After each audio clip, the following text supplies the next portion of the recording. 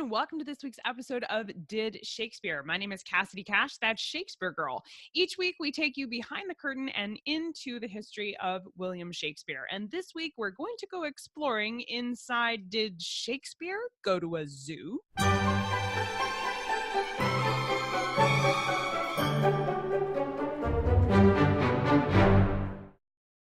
During Shakespeare's lifetime was a large moment of innovation. There were lots of things that were being done for the first time, questions that were being asked for the very first time. And it was also the first time that Elizabeth I opened up what was known as the Royal Menagerie to the public. Now, the idea of a Royal Menagerie was basically foreign nationals would give exotic animals to different heads of state. So if your country had native lions and leopards, which they don't have in England, you could give this wild exotic animal to the head of state in England as an expression of your honor and admiration for them. It was a way for different heads of state to befriend each other and to give honorable gifts to one another. But then once this lion or leopard comes to England, well, you've got to figure out something to do with it. And Queen Elizabeth, as did her predecessors, placed it in the Tower of London. This was the location for housing the Royal Menagerie. What's interesting about Queen Elizabeth's decision to open it to the public is that she seems to be taking a note from some other heads of state. Louis XIV of France had a Royal Menagerie, as did Emperor Charlemagne back in the 8th century. He actually had 3 menageries, and they were held in present-day Netherlands and Germany, and those housed the first elephants ever seen in Europe. And for heads of state around the world to have big exotic collections of monkeys and lions and bears and camels and falcons and exotic birds was kind of the fashion for royal heads of state. And as far as royal menageries go, Elizabeth's really wasn't that grand. And I think we can assume that by opening to the public and trying to make it this big thing, she was trying to keep up with some of the other heads of state around Europe that were literally ahead of England in this area. No matter what her motivations were, she did make it open to the public during Shakespeare's lifetime. And that means that William Shakespeare could have attended a zoo. Now, obviously, we don't know whether or not William Shakespeare actually went to the Tower of London, but it was a big deal. Now, let me explain this to you. If you're like me, when you're a history student in school and you're studying the Tower of London, you tend to think of like a single tower, a large cylinder with the castle turrets around the top, and you're thinking, how did they fit all of their state prisoners and all of these animals in this one place? So let me clear that up for you. Here is a picture of what the Tower of London actually looked like. As you can see, this is a massive place. It's a huge building with lots of different compartments. And while it was used to house prisoners, with Elizabeth I herself actually being held prisoner here at one point, it also was where they would stick the wild animals. There seems to culturally be an association between horrible prisoners and them being animals.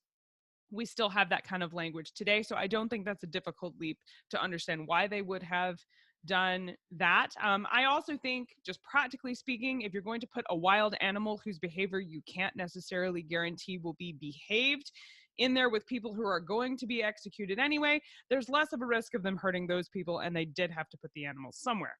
I'm sure all of this thought process played into their decisions, but the Tower of London was where they kept the zoos. So when you were going to tour the animals at the zoo, you were literally walking into the prison as well.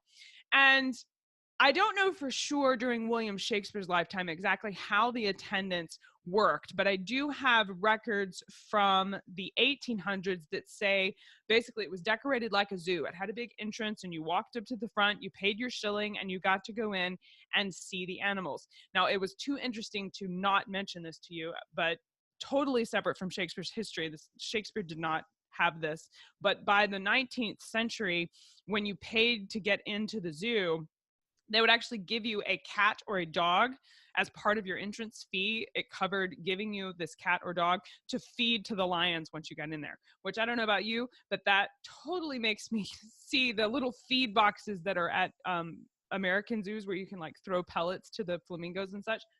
I totally see that differently now, of like, okay, I don't want to feed a cat or a dog to these animals. But, in the 19th century, you could.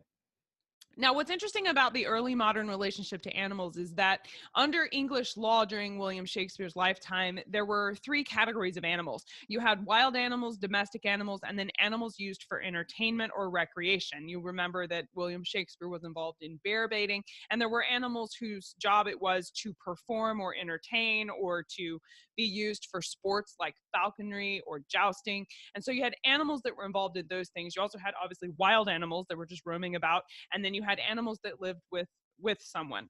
There are records of some animals actually being brought to trial for their crimes against people. They would be assigned a lawyer, and they would even be put in human prisons, and they were tried for their crimes.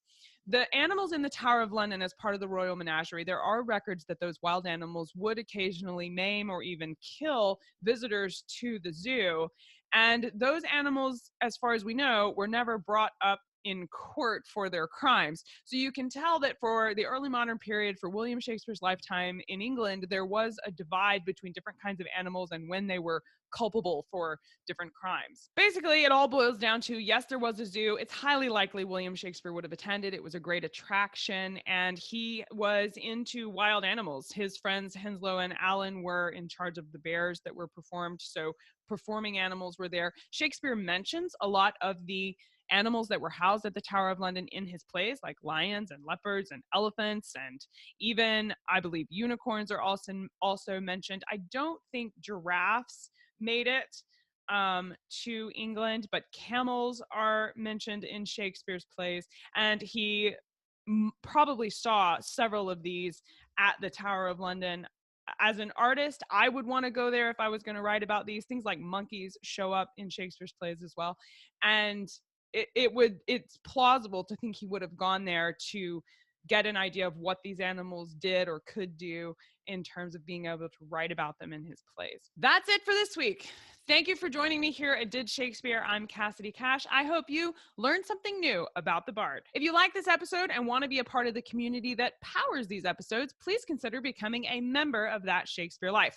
The membership community is where I put all of the extras. You'll notice that we've updated the website, all of the ebooks that I've written about Shakespeare's history, as well as the guides to playing Elizabethan games that we cover here on the YouTube channel, and the printable guides for how you can cook authentic Tudor food, along with video tutorials for how to cook them at home with your family. And all of that, as well as my maps and diagrams, get put into the membership community. And my members do not pay anything beyond their membership fee for these diagrams. That includes my playwright portrait series that I did. I have a colored pencil portrait I hand sketched of William Shakespeare. I also did Ben Jonson, and I'm working on one of Christopher Marlowe. Those cost $70 to buy them in the shop and print them. And my members get a digital copy of it included with their membership. It's $25 a month. And every membership helps us power the podcast, and you get tons of extras. Twice a year I send you a gift from That Shakespeare shop, and I also give you producer credits on episodes just like this one. You'll see a few names going past here on the side. Those are people who are currently members and help powering this very episode, and it could be you. Find out more and get access to all of the Shakespeare history that really lets you go beyond the episodes and experience the history of William Shakespeare for yourself. Get in on that at castycash.com/member. Thank you so much for being here and learning about William Shakespeare along with me. I'll see you next Saturday. Bye-bye.